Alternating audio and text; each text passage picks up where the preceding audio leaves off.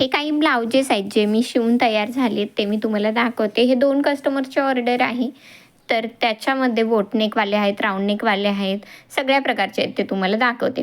आता हा आहे प्रिन्सेस कट ब्लाऊज आणि बॅक साईडला ह्यांना नॉड नको होती, तर मागे असा गळा ओढून साईडला अशी नॉड लावली. हे बघा साईडून असं पायपिंग लावले आणि त्या पायपिंगमधून म्हणजे त्याच्यातून नॉड घेऊन ही खाली आपण ओढून घ्यायची, म्हणजे त्याने नॉड लावायची गरज नाही आणि गळा टाईट बसतो. हाही एक ब्लाऊज आहे. राउंड नेक आहे सिंपल आणि त्याला अशी दोरी लावून लटकन लावलेत.